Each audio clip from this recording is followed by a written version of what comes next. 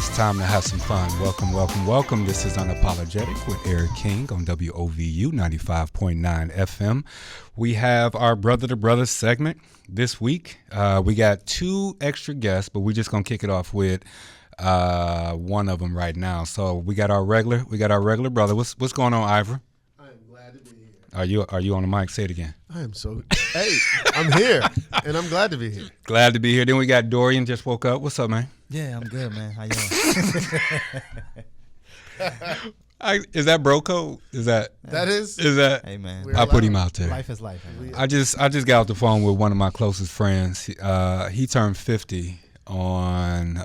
Shout out to Justice. He turned 50 on the 12th. Is that right? And so I turn 50 next Friday, right? Mm-hmm. So he said. So he and I have been together for a while, and he's like, just so that you know, we're 50 now. So I'm just going to shoot it from the hip. Wow. And I said, brother, I could have swore you've been doing that our whole existence. What's different now? He was like, yeah. I said, okay. I said, okay. Because I literally been shooting it from the hip since I've known this dude. But then, I asked him a question. And I asked him why. And, it substantiated some things. Us as, when you get a clique of folks that you enjoy, and you got, certain belief systems about, people that like to listen and don't listen. Yeah. You sort of take that those rough edges, and you don't use that extra heavy sandpaper. You use the light sandpaper, because you don't want them to go away. And I appreciated him saying that. He was like, "Yeah, I've been using the light sandpaper on you." I said, "It ain't feel like it." I said it ain't feel like it. But no, so I appreciate when, shoot from the hip, or anybody that shoots from the hip overall. So I would like to go ahead and throw in the number one, the only, the Dr. Frankie Washington. That is your radio name. Hey. What's going on, man? Welcome to the set. Thank you. I'm glad to be here. Yeah, so, I welcome you into our Brother to Brother segment. As you know, you've worked with actually everybody except for Ivra. You might have got some insurance from Ivra. May have. So that So you work with Dorian, you work with Vic. Vic is on. I'm gonna call him out over the radio. He late. Yep. He doing that thing. But that's Saucer City. If you ever had any good chicken, or if you ever want some good chicken, go see Vic. Listen, man, that spot is the spot. I had no idea where it was. So it's it's like Cleveland Wing Week or something. Yeah, something like that. Yeah. So I found them last year. Yeah. Just so happened. I was looking forward to seeing him here, but he'll be right. He late, and we're gonna call him out. He'll probably by the time that we jump on to our break, he'll be here. Mm-hmm. But welcome to the show, man. Thank you. So welcome to Brother Doc. Thank you. Thank you. So today, so on this segment, as you guys know, we just talk about all things men, for good, for bad, or for ill. And we got a couple of topics this round that I really want, that came to me over a period of time, and so we're gonna start off. But before we jump off, tell the people about yourself, Doc. Oh wow. Yeah. I know you're going to do. What? It's a radio show. Pull out your resume. Right. Pull out your resume. Wow. Right. Well, Go ahead. You know what? First of all, I thank King. I've known Brother King for a while. We used to work at this particular school. I'm not calling his name, but working across the hall, we used to have some good conversations in the morning before we started. He was excellent at that place. He was doing what he always wanted to do. Yeah. So, but I've been around. I work in mental health. I've been working in mental health for almost 40 years now. Still doing it. My wife asked me, was I going to ever retire? I said, they'll probably put me away from the desk and haul me away from the desk. That's when I retire. So, but I enjoy doing what I do. It's just been, just nothing big about me. I'm just your average black man trying to make it in this world. That's all what it's about. What a Trying to doctorate. make it work. What'd you say? What a doctorate. Right. With a doctor. Yeah, with a doctor. I tried. You know what? I it was a high school goal of mine. Yeah. Somebody asked me when I graduated from high school, said, "What you gonna do?" I said, "I'm gonna earn a doctorate in something." Mm-hmm. That time I didn't know what it was. Right. So I fulfilled that goal in 2003 and got it in psychology. Holla. Never wanted to practice. Never wanted to practice. He said, "I just got the paper." Just got the paper. I don't. people are not required to call me doctor, although it's there. People say, well, out of respect. I said, I understand that, but hey, I'm beyond the paper. Yeah. You know what I'm saying? I am not the paper. I don't identify myself with the PhD behind my name. I'm satisfied to know that I have them. That you got the paper. Right, but I don't identify myself. Listen, Like, y'all better give this man his respect. you give it all, bro. It's a black. Yeah. Nah, man, we ain't going for that. Yeah. Give this man his flowers today. Well, I appreciate you coming out and Yes, spending some time, and I appreciate the love. Doc, you have always been someone who I've enjoyed. Like you said, before they let the ruffians in, Dorian used to work at the same school. Actually, Dorian came in literally after I left. Yep. Yeah. Yeah. So they used to let the ruffians in, and we used to have to decompress with one another because it was difficult. Amen. So let's start off with the first one, right? So anytime that we're doing this brother to brother thing, I want you to put on your brother's hat. So we take in a barbershop and we put it into the station. Pretty soon we're gonna take the barbershop and put it in a therapy office, but that's besides the point. Amen. That's besides the point. So what I want to know, would you say, amen? Yeah. No, I had, so it was crazy. Before we jump into that, it was something. I don't know what happened. I was listening to something on the radio, and it was talking about how these barbers, have gotten out of control, post-pandemic or whatever. I guess the prices went up. Now, the prices went up exponentially. And so I saw this report about this barber who said, you know what? I would like to apologize for my part in what's going on. He said something happened to where I had to remember why I decided to do barber, right? He said he lowered his prices. He said because it's the interaction and what he got from the people is where it at. And so it resonated with me because I do what I do because it's who I am, right? I am, this dude, that counselor, whatever someone wants to, call me. I got to get paid, but I don't have to do it in a way that is, what's the word I'm looking for? Not predatory, but on that level. Anybody else had those ever, any thoughts about that? Yeah, I had that thought yesterday. That just reminded me of the power of human connection, especially between males, black males specifically. That I realize is the driver for a lot of the things I do in life. Obviously, career wise, it helps, right? Yeah. And I just thought, man, like that's such a blessing. Like we thrive off human connection, right? And to me, it's something important. It's something we thrive on. And I think for black men specifically, when you connect with other black men in a healthy way, to me, I think it just promotes better health. I'm with all you. Around. So, I'm with you. I mean, Ivra, you ain't got no hair. When's the last time you was in the barbershop? I ain't been in the barbershop in like 20 years. For me, but I got a son though. I mean, are we talking like it's like millennial? What? Oh, 1990, like 98. Is that the last time you had hair? That's the last time I went to the barbershop. I've been cutting my wig since then, man. That's a nice little savings. Yeah. What about you, Doc? My hair don't grow. What? So my hair don't grow. It just stays the same length. Every now and then my brother come cut it. But I did used to have. You're so old school. Yeah. My brother said, "Dude, you need a haircut." I said, "Okay, well, you can do it for me. I go sit in this chair. He'll cut it." But when I was going to the barbershop, I did enjoy the listening to the conversation. Yes. I love the conversation, especially when you had some of the old brothers sitting in there was telling you some. I had some uncles, man. Those you talk about diehard people who did not like the other people. Man, he brought out some code. They were some. They would go down at it. Die hard, man. You couldn't say anything about this is the way thing. No, man, no. And I was born up in the old school. You don't argue with your uncles and stuff like that. You don't disagree with them. You let them go and say if they got to say. And when they leave, then you say, well, hey, they was just so wrong. Right. They just You just stay quiet and just listen. Yeah. It's this. So what the guy said is once, we decided that, social media and clout and going viral was the thing, that's when they saw, or he saw, the barbershop actually changing.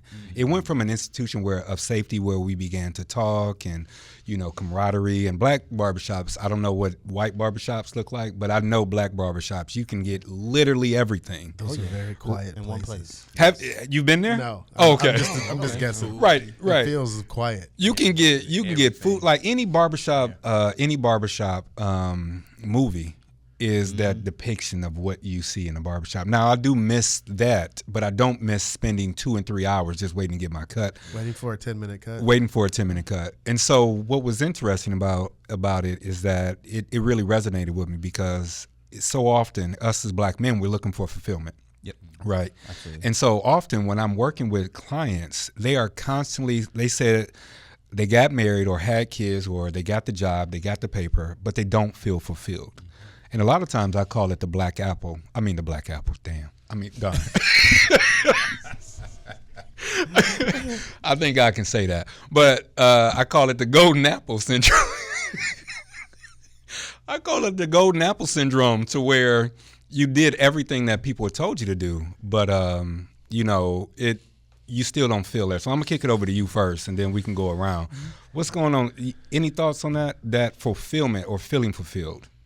I think that because when I read the question, it gave me an opportunity to think about some things, and my question was, well, I always tell myself, though, what is that? What is that meaning of being fulfilled? What is it in my life that I'm not satisfied with? And what is it that I wish that I would have done? It's always wish, woulda, coulda, shoulda, always going to be there. Yeah. But at some point, you have to accept where you are, and that's where I'm at right now. I'm okay with my life right now. Yeah. I'm okay where I'm at. I'm on the back end of life right now. And those things that I wanted to do, I am now putting them on my bucket list. Yeah. And I'm checking things off that I want to do. But as far as me as an individual, and as far as me as a person, I'm all right with who I am. Yeah. I'm all right with where God has blessed me to be. And I think we're going to always have that desire to do more. But you also have to look at it with that desire to do more. Am I capable of doing that more? Capacity versus capability. Should I be just okay where I'm at right now? Right. What you got on that? Anyone? Go ahead. Yeah, so obviously, I see clients who come and have the similar type of question. Well, I did everything. I have the job where I'm making 6 figures. My wife, we're good financially, right? We got the kids, we got the white picket fence and a dog, right? Yeah. And so to me, the question is to me around, well, when you were a kid, what did you dream about? What got you excited? Yeah. What did you want to be or want to fulfill? Was it the job that you're currently in? For most of my guys, it is like, well, I got into this field. I like it. Yeah. But if I had my choice, I would prefer to be doing X. Yeah. Right. And so then we kind of get into that space where maybe at 35, you're not necessarily changing careers today. Right. But are there other hobbies, things that we could pick up, things that you could do with your time that provide you with more fulfillment? Yeah. Right. And I remember there's a couple clients who just talked about this idea of building something or seeing something tangible that they were working with. That was just more than just outside of money. For a lot of men, I find that, working with our hands and building something, there's something about that process. Yeah. And, to me, it's a little bit about habit building. But then also taking the time to really figure out, okay, well, what was it that I dreamt about, and what did it give me, or what did I want from that? In most cases, Ivra, a lot of men. So if I go look at this capacity and I look at what Dorian is saying, a lot of men don't. When they're growing up, what I've recognized is that a lot of men didn't have the opportunity to dream. So when you literally ask them what got you excited, they can only regurgitate what someone told them. Yes, absolutely. Once I figured out that I was not going to be a fighter pilot because I wore glasses, then why are you coming in with that? What is wrong with you, man? Then it became, what are you going to do? Yeah. And I think for some folks like myself, I would consider myself like the wild child. Like I didn't have that big dream. Right. Hold on right quick. Hold on. Welcome in, Vic. You made it in, but all right, go ahead. I'm sorry. No, I didn't have that. I didn't have that the dream, and I think for some of us, having that goal, then achieving that goal, and then refocusing that goal, right? And I think that's okay too, right? To change, achieve, and then pivot. Okay. And I think there needs to be we have to make a space for that because, getting the like Doc said, getting the paper, getting the degree, getting that job, getting that white picket fence with the family. It's okay to pivot. It's okay to change the focus and bring the folks with you. Going back to the bring the folks with you, do you feel as though you need to at times? So, like I said, with the story that I had with Justice, right? We've had friends, right? We've had acquaintances, we had associates, and some of those associates has become longtime friends. But what I recognize is when we try to bring individuals with us as a level of trying to find fulfillment, we're just literally holding on to something that, to go back to what Dorian was saying, is tangible, but not valuable. Because you can hold on to people because you need something tangible, because you need somebody, or some level of fulfillment, but they're not actually valuable. Vic, can you jump in on this one? Yeah. Hold on, let me turn your mic on. Go ahead. Yeah, definitely. Especially being, we all are successful black men, and it feels as if we could. Well, to me, it always feels like I got my work brain and I got my at-home brain. Okay. So it always feels like sometimes I feel like the at-home brain is just something that's not consistent to who I am or what I'm doing. Yeah. And it can totally separate. Okay. Now that I have children, it's a little bit different, so I can't totally like shut that side off now. Yeah. But definitely, man, because as we grow and in our profession, it just, we're go. Yeah. And we're in high demand as well. True. So wherever we go, we're usually the experts. We're usually the person that the people going to, they're asking questions. They're relying on us to kind of create the environment. So, yeah. So it can be easy for us just to shut down one of those, but like you said, it's tangible, but it's not valuable. Yeah, valuable. You can say, but that's turning emotionless. Yeah, it's turned to like a monster. But but that's an outside view. Yeah, because exactly. if you let someone go and they view it as something negative, is that a you issue or a them issue? We're gonna pop on a break. We're gonna go ahead and give Vic a hard time right quick. But we're gonna take a short break, and we come back and we start there. This is WOVU 95.9 FM. Welcome back. We got everybody situated. So today we are not on streaming because my computer didn't work. So I'm gonna go ahead and just upload. We're gonna take a picture before we roll out. Then we're just gonna upload. So on the other side, we was talking about fulfillment. And this idea that I'm agree with you, Dorian. A lot of men, when I'm working with men, when we diagnose the issue, quote unquote, I'm using air quotes, they go instantly into the actual fixing part. And that fixing part, I think, is that I call it DIY. Yeah. Like, all right, dude, absolutely. You need stop. You don't know if you got the tools. You don't know if you got anything else. Yeah. But what they're searching for is that level of fulfillment. And so when we go back to this idea of fulfillment, why do you think it's a male struggle? And I need to have something to touch because that also helps me dream of something. So if I can see it, I can be it, right? But for men, it just seems like we have to, like Dorian said, we got to build something in order for us to feel as if we did something. Yeah. To me, it's the thought of I'm moving towards something. Okay. Right. So for any client who specifically males coming in and says, "Hey, my life is just not in the place where I want it to be," mostly we get to, okay, well, what is that feeling? Yeah. I just feel bad. Okay, what is that feeling? What is that feeling? We started to really discern, like, okay, I'm really dissatisfied, yeah. right? When I checked all the boxes off and it's not this is not going the way I want it to go. So like you said, it is they want to go into the DIY, let me fix it. Yeah. But then to me, the first option is, well, let's slow you down and figure out how we got here. Right. Like so having these people in your life that you say are fulfilling and helpful, but then you say at the other end, like, I want a different group of friends, or I want to excel. I want this. What is that?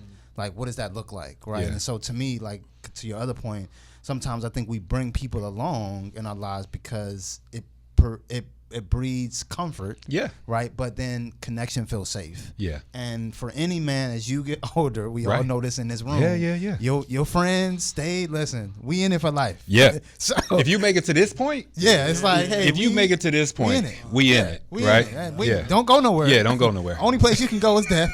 That's the only place you can absolve without being a friend. That's it. But you know, we as men, we do get stuck in those ways, especially as you mature. Like you said, reaching up certain ages, it's like, okay, I don't want new friends. Right? Yeah. And so to me, then now we get into a place where, okay, we're looking for fulfillment, but to Doc's point, do we have the capacity? Right. Do we have the flexibility? Right. And the capability to go after something that maybe has been sitting dormant for a while, or maybe we didn't even dream of or thought of. Right. Yeah. So Ivra and Doc, when you two work this concept of dreaming, right? This idea of I'm going to feel fulfilled, right? So we're little. So if I take Dorian's point, right, we're gonna dream, right? What gets me excited? When y'all were going through the process of helping yourself through your life period, how much of y'all did y'all go back to your dreams of looking backwards in order to move forward? Doc, you talked about yours, but Ivra, what about yours? For me, it was just a matter of, it was always going forward. Okay. Period. There was very little reflection, and I would sometimes make mistakes that I didn't, and it may not have been something that I did before, because I always find new ways to screw things up. Screw things up, right? So it's that forward push without asking for advice necessarily, and that can be problematic as well, or listening to the advice that the folks are giving you. Of well-meaning people. Yeah. What about you, Doc? Yeah, you know what? To what Dorian was saying, men have always been considered fixers. We fix things, absolutely, and that's how we've been conditioned, and that's how we raised. That's the reason why the communication between a man and a woman is so difficult, because when a woman brings you something, you're trying to fix it, and they may not want to fix it, but that's who we are. We're fixers. Sure. I was raised in Mississippi in the '60s. Our dreams was just to get out of the turmoil. Right. You know, I was caught up in school desegregation and all of that stuff, and so I went through all of that stuff. And my father didn't teach us, hey, you know what, you can be this and you can be that. Yeah. My father taught us that you need to survive. Right. To do this. That's the fulfillment, right? That's it. So that surviving Mississippi in the '60s, and even after I graduated from high school in the '70s, that stuff was still going on. So our thing was just, hey, just let me get away from here, and then once I get away from here, maybe now I can come up with a future. So I was torn for many years as to what I'm supposed to do. I went to college. I was a music education major. Then I left there. I didn't want to do that. Then I went to the military because I had a child I had to take care of. I left there. Then I got into mental health, which is where I stayed. Okay, now was that the dream that I had for myself? Don't know, because I really didn't think about what I wanted to be when I got older. That transition though, because what I heard was safety. If in being a parent, and I'm a bounce over to Vic on this one. In being a parent, there's this thing of being safe is that level of fulfillment. Yeah. If you have graduated from high school, right? If you have decided on a career path that reaches some type of monetary success, and you have made it to a certain age level, which, 45, between 35 and 45, that's where you feel as though you have been fulfilled. Yeah. But that's not enough. Yeah, exactly. What you thinking? Yeah, like just going back and thinking when I made the decision to go into the restaurant industry. Yeah. So I was in healthcare administration. I was an administration assistant for nursing homes, rehabilitation type centers. So to make that leap, I don't know if I could have did it now, you know, having kids, having because of safety. Because of safety, Yeah. Because when I took that leap, man, I mean, I didn't know if I was gonna keep having money. Right. You know, I didn't know how to even do the chef stuff. Right. I just knew I had the sauce and it was good. Right. You know what I mean? But I made that leap of faith, and so glad it worked out. You know, it worked out great. But the safety of it is hard, and you do get that fulfillment. Now I get fulfillment just coming home and seeing my kids cool. Right. You know, Right. and then that's, you know, I've learned that is fulfillment. Yeah. And I don't have like that super, like I got to get super rich. You know what I mean? I got that. I need to do this. I need to do that. Yeah. I just have I'm more keen about my, you know, my duties on making sure the responsibilities are completed. So, can you, either one of you, so if we understand this concept of fulfillment, we understand that it's safety. And a lot of times male to male relationships are not necessarily safe. Now, I'm not sure how you grew up, but I knew when I grew up, it wasn't a safe thing. So anytime I hear someone talk about a bro code, or I hear someone talk about anything that is supposed to be male oriented, it doesn't actually resonate in the same way that resonates for me. So when you're at this age, right? So I turned 50. Vic, how old are you? 34. You had to think about it. Dorian? Yep, I'll be 36 in December. 53. 64. All right, so we're either almost at the 35, right, or you know, surpass. The idea of this concept of brotherly connection, to where the things that we do stay between us. They call it the bro code. Yeah. There are times when I'm finding that it's kind of unhealthy, right, and that unhealthy part, in a sense, make me not want to be around certain folks that I find to be my bruh, right? Yeah. Because if you doing that and you get caught, my people gonna believe I'm doing that. My wife is gonna believe that I'm doing it. And I've learned that I've needed to separate myself. So how do we create a bro code or some type of connectivity with other fellow black men that are healthy and rewarding? The first word for me that comes to mind is accountability. I mean, I've had the same two friends since 9th grade of high school. So we've been friends for quite some time. Yeah. And we weren't all married. We weren't all have girlfriends or had kids at some point in time. And to me, there was, you know, a point in time where I struggled before I even got married, just trying to figure out what I'm trying to do. Right. And, you know, they would just hold me accountable, like have sit down, live conversations, shoot from the hip. Hey man, listen, we love you. We get that you are struggling, but let's figure out another way, right? Because this is not working, right? And we love you enough to say we gonna be here with you while you figure it out, right? But we can't. This is not working. It's obvious because we can see it with you that it's not working. Can we do something else? So to me, I think that's an important piece to change that dynamic. It made me reflect, like, okay, well, if they're coming to me, they're not. That's the thing. Right. They're not coming to me out of malice or out of anything else, but they're saying, hey, we're really concerned about you. Right. Can you just make a change or at least stop what you're doing right now until we can get it figured out? Right. Right. And I think that's important. And I think, Doc, I mean, obviously, you're the seasoned one of us. Yeah. You want to say that. So this concept of male-to-male relationships, this act literally was passed down to us from you, not you, but your generation. Mm-hmm. And this idea that this is how you're supposed to be a friend came from someone else. When you were getting that poured into you, did you feel as though it's the same? No. Okay. Without hesitation. Wait, Ivra, did you see him? No. Without hesitation. No. There was a different concept of a male-to-male relationship when I was growing up, and that concept is that if you remember back in the day when there was something called machoism, and that machismo, machismo. Yeah, I got you. And so, and although you didn't hear about it that much in the black community and amongst black men, but it was also very prevalent amongst black men. Yeah. And you didn't show weakness. That was the one thing that you did not show. If you showed weakness, man, you know, you was just all kinds of other names. You know, so developing a close relationship with males during that time was very difficult to do because you weren't allowed to show who you really were. You know, you couldn't say, hey, you know, man, I need your help. Right. You know, if somebody close close to you past a dial or something, you couldn't cry. You got to out. buck up. Right, you Yeah. did. So, but it's different now. Mm-hmm. Okay, it's very different now because we've known each other for years. Right. I've known Searcy for years, but I don't stay in contact with people.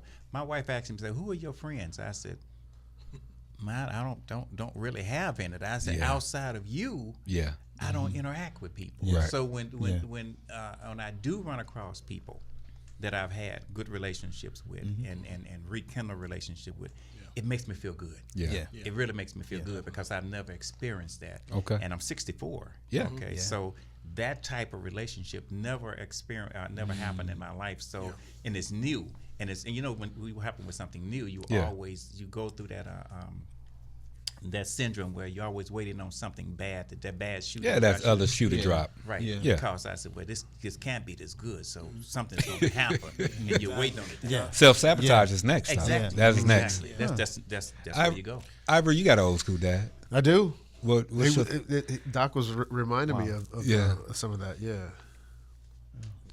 Just I'll take the southern. but wait. I saw him click. You can tell that he had to come back because he was gone. Yeah. And I'm glad you came back because where did you go? No, because as Doc's talking here, I'm thinking about how my pop graduated from high school, Baldwin County Trading School, 1965. But I think about the safety aspect of living in the South for black men. Yeah. And then I remember this story. We were talking about this the other day, of my grandma. Like, you got to go. Mm-hmm. Like, who that dude was, and I understand. I understand. You mean your pops? Who he was in 1960. He had to go because we know what it was like for the dude that wasn't going to just go along. Yeah. And so, understanding. So let's make it clear. The dude that didn't go along is going to be dead in the South. Going to be dead. Okay, go ahead. Period. Go ahead. And so then bringing that forward to 2024 in Cleveland, we have opportunities in situations where, like, I'm a member of IYC, and there are many black men in there, and we can't seem to quite get along. Yeah. And it bothers me so much because we have something that has not been duplicated anywhere else. Yeah. And so I think about how do we get folks to realize what's right there, The value of what's right there. The value of what's right there. Yeah. You don't have to. I mean, it's a family atmosphere, but then it's not. So it's a lot of complication. Yeah. Do we have too many Do we have too many people dictating what black men should be or what men should be, whether or not black or not? Do we have too many individuals who are not men dictating what men should be in this day and age? Yeah. Even as recently as when Obama came out and made the statement about black men. Yeah. So even that, people were a little alarmed. So you see both sides where black men like, how are you going to tell us, how to about feel? the right, And, how to comport and then- yourself, and then how to act. I don't know and how whatnot. this election turned into black males versus black females. Yeah. Like it baffles me how our identity as black men can be attacked or manipulated by everybody except us. You know Yeah, what I mean? that's what I'm saying. It's exactly. literally who you are as a male is dictated by someone or most people who are not men. Exactly. And so to go back and we talked about this last time, and if we're looking at this concept or this election, I can't think of how we got into this. And Doc and Vic said something about it, but you can give your 2 cents. In like, how do we get to this point to where we have to convince black men that this black woman is A, B, and C? Like, who set that narrative? Yeah, I think one of the things, and I've always prided myself in this, and when I talk to people, I always tell them, I say, it's always good to be an individual thinker. Yeah. Which means to think for yourself. I don't, I'm probably one of the few, my family always mess with me about this because me and my sister are the only Republicans in the family. But I told him, I said, by and large. That's so brave of you. Yeah, by and large, what it is, I said, but I still don't vote straight Republican tickets. Yeah. I vote for whoever my values or who represent my values. And I have to agree with Vic. How did we become the center point of this election? And once again, you see a speaking down to the African American, black male, whatever we want to call Whatever ourselves. happens. Yeah, I got you. Yeah, speaking down to us as if we don't have minds. We look around this room. We got a room full of successful black men in this room. Sure. And I don't need anybody to tell me what to think or how to think. And like you said, mostly it's from people who are not male. Who are not us. Right. Right. And who don't understand our struggle, who don't understand what we went through, who don't understand what it took for us to get to where we are right now. So are we going to have a conversation about white supremacy, or are we going to talk about black folks today? Because like let's just if we look at it from go ahead. Well, because we are talking about a symptom. True. And we're not, man. We got time. 24 minutes. We don't have enough time to dissect that all the way to where to the depths of which it needs to be discussed. I got you. And so I think for us in this election time, we need to remember who we are and whose we are. Yeah. The words that I'm never going to allow somebody else to define me for me. I'm never going to allow somebody else to define Kamala or whomever, black woman, for me. Right. I can see who she is, right, and I can see what she's done, and I can see objectively because for myself, and I pride myself in objectivity, right, because that's the only way to become the individual thinker that Doc's talking about. Yeah, you have to be objective, and a lot of times for us, we allow our emotions to dictate what should be a rational thought process. Vic. Dorian, over there, you good? You writing down? Yep. Okay. Yep. So Vic and Dorian, yep. This concept of language. So quite frequently in this election, or even when we talk amongst ourselves, right, men have different language. And what I've noticed, if you're looking at bro code, you're looking at how we talk to one another. I quite frequently hear the language of men not coming from men. It's easy. I'm not sure if you guys can recognize this. You can tell when someone is utilizing our words that we use to come together to divide us. When you're looking at trying to connect men, right, and you hear these things, what are some ways that that you feel when you hear these words? And it's not just the black community. I'm talking about there are certain words that men use with men that you can tell in any type of conversation that is coming back at you to divide you. Yeah. Any words, the language, because as men, we know disrespect. Yeah. You know what I mean? Like, we can sense it out of just silence. Yeah. You know what I mean? Right. So we can sense disrespect. And I always encourage, like, even with the friends that I do have right now. Yeah. If you bring in disrespect to the group or to any of us at this point, we don't need to be friends. Right. You know what I mean? Because we're too old. We're not gonna go outside and fight. Right. We're not gonna do. It hurts. We're not gonna do all that, bro. Just go left, I go right. Yeah. Be done. But identifying the language, that could be a skill. That could be a skill because higher intellect, we are higher intellect individuals. Yeah. But we also in a world with like lower intellect. Very males, much so. You know what I'm saying? Very much so. Not cavemen, but close to it. Yeah, you know what I'm saying? So, and I hate to say it like that because it sounds like we're throwing shade. It's not. But we're not throwing shade. Dorian, what you got on that? Yeah, I got a lot of stuff could say, but there, I think, Vic, I think you're definitely onto something. There's something about the language and what it means, and to a point that Dr. Washington made earlier, like generationally, like my dad's 69, right, and he and I, the conversations we have now are just different, right, because I think how men had to be back then was different than how men have to be now, and I find that my dad, although I love him, but he's also Jamaican though. Yes. Don't forget about that. Right. Part. He was also born in another country. Right. Don't forget about that. 85, right. Yeah. So he came here when he was 35, actually. Yeah. So I always tell people like that the language is different. What I'm saying to him is like you talking Chinese and he's talking Japanese. Exactly. Right. And it's hard for him to really get like, well, why is this a thing? Right. Why is this an issue? This shouldn't be a thing. Right. Because they have their own So in other words, if anyone has ever like traveled, even the men in other countries have their own dialogue, dialect on how they connect to one another. They speak to women differently or non-men differently. So that is 100% understandable. And just learning this culture's or this area's dialect and recognizing, like Vic said, when you are being affirmed and when you're being disrespected is something that is important. When we're looking to create these organizational, because that's what I call them. In every friendship, there's a level of organization. You got the scribe, you got the president, you got the vice.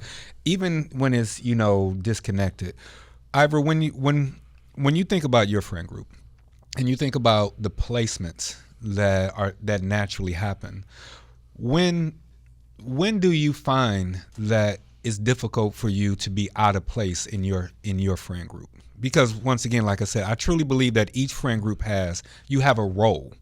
When you want to go outside that role, how's that taken? I don't think that's not something that I subscribe to necessarily. I think for me and my group, just we maintain. It's been the same since college, since grade school. So I've got an odd group of guys that I knew in grade school, then guys that I knew in college, then guys I knew in high school. So we've consistently been who we are. Yeah. And it works that way. We don't always get to talk, and we don't always get to hang out. Another good friend of mine, Jose, is in Chicago. We rarely get to see each other at this point. And understanding that life is going to evolve. And I think one of the big things I was just thinking as you were talking about traveling, no matter where you are as a dad or a man in society, you want the same things as the dude that I, went out on a fishing boat with in Mexico, or in Canada, or whatever the case.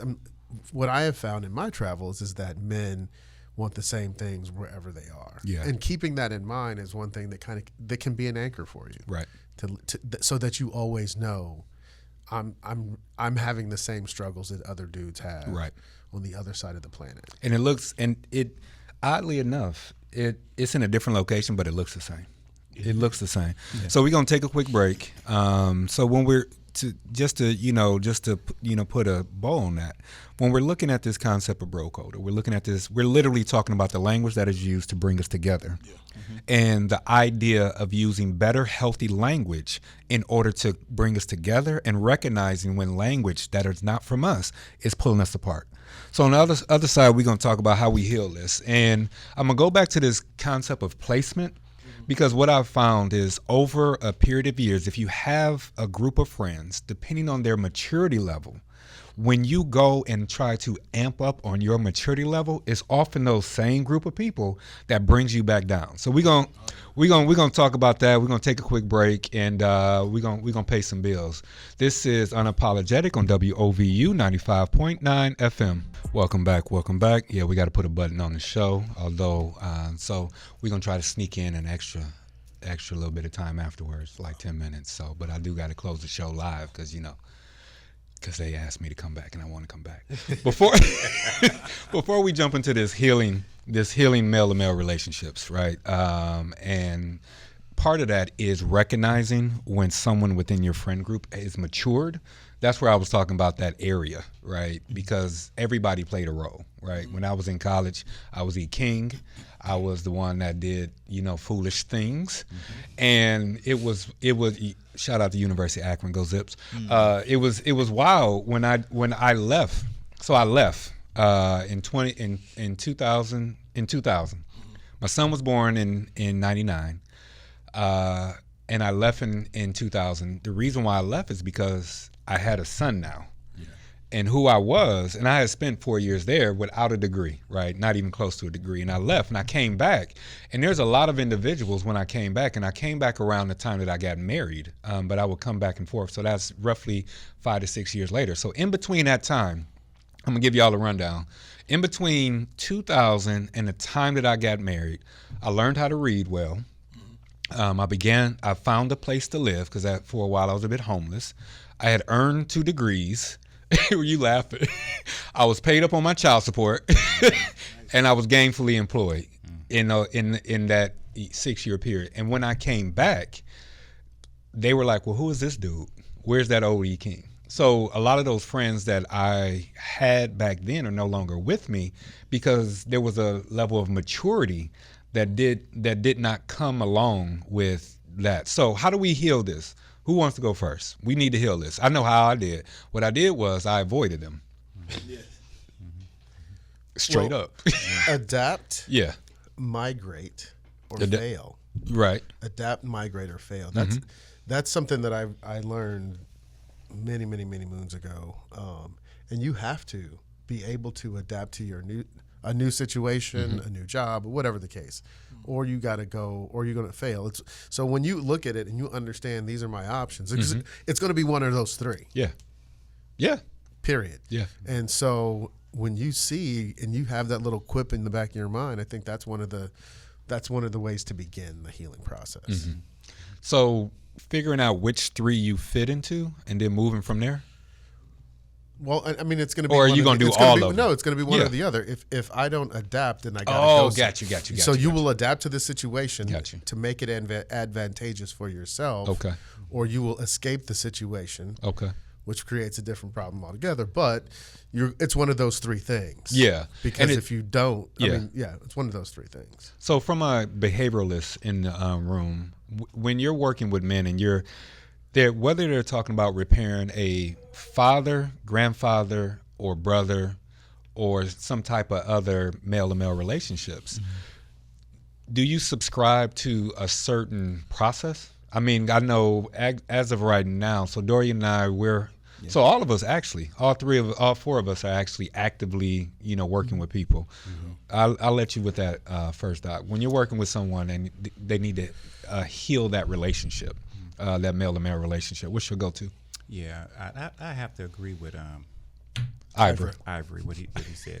Ivra, what he said.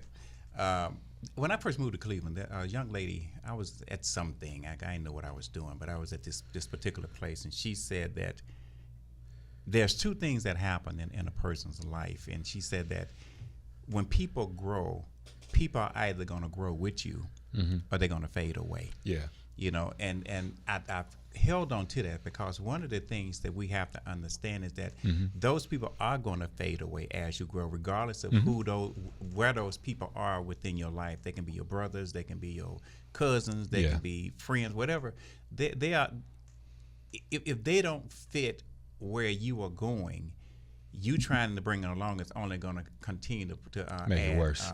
Problems in the relationship. And at some point, you're going to have to say, okay, you know what, maybe this relationship, as it stands right now, it's not a relationship that's going to benefit me. Yeah. And that's that hard thing to say to people that, hey, you know what, I love you, but I have to go the rest of this journey without you. But it's real, though. I got to cross that bridge without you. It is real, yeah. Go ahead. Yeah, so I mean, to add on to what Dr. Washington said, I mean, I think to me it's a bit of a formula, right? So if I'm working with a male, right, whether the male's having issues with brother or grandfather or father, to me is about, can we just be open and have an open conversation about are we talking transparency, vulnerability? What we talking?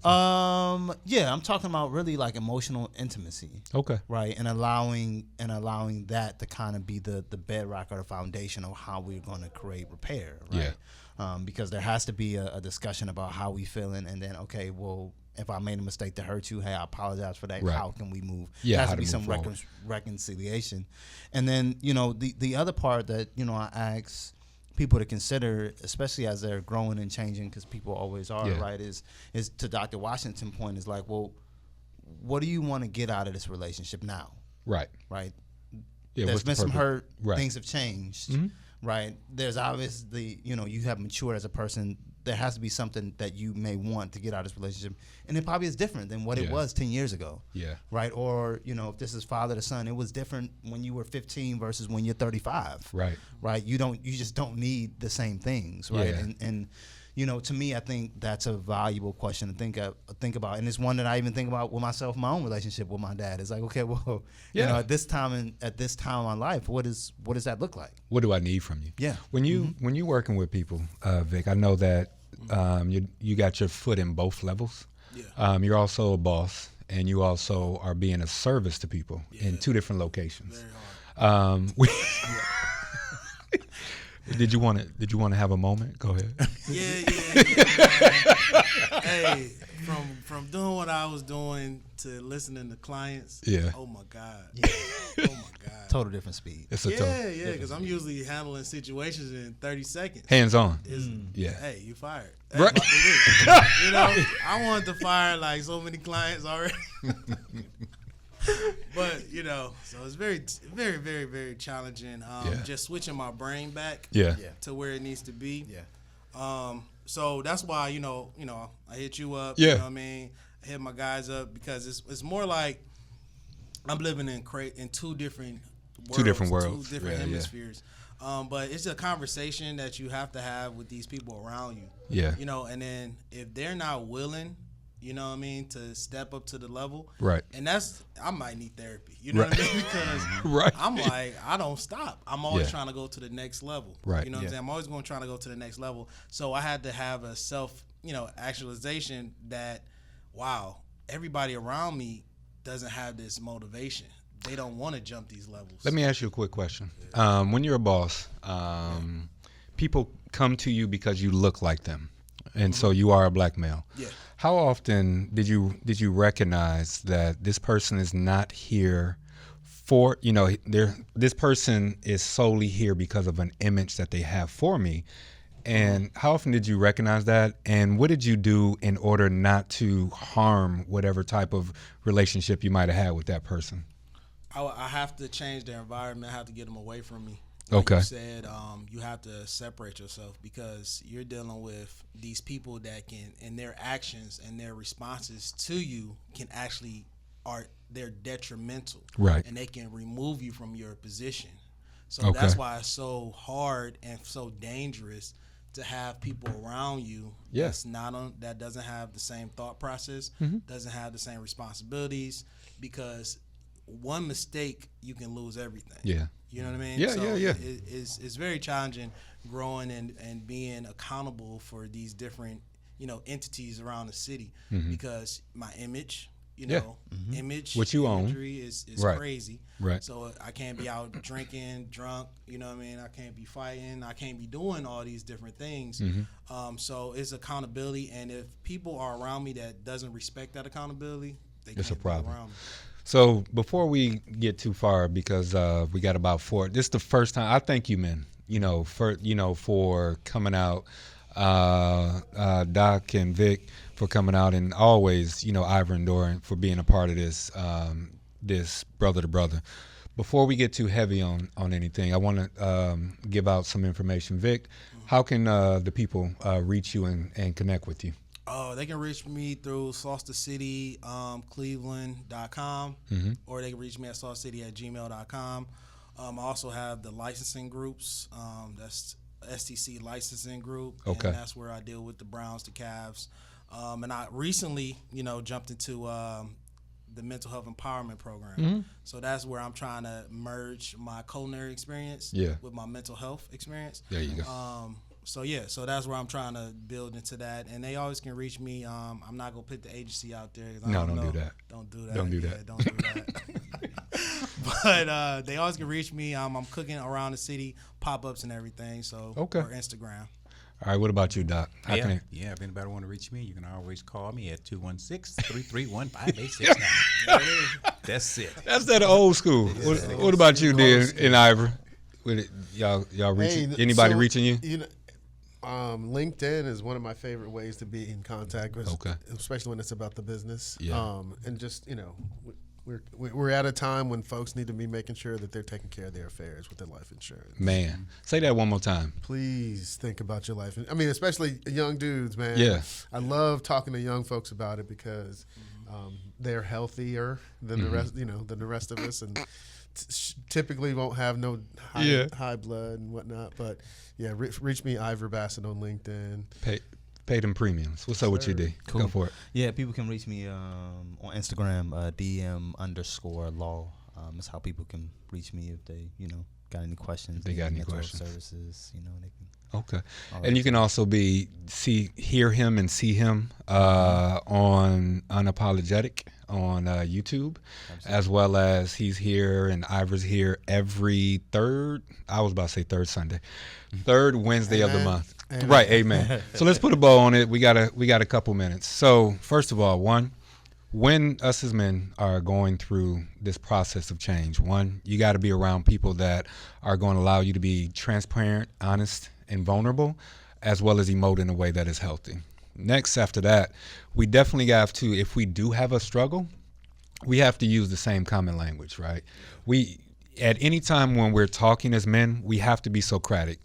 We should already have that language, but people have co-opted our language and to use it against us. And lastly, there are phases when we are attempting to repair relationships.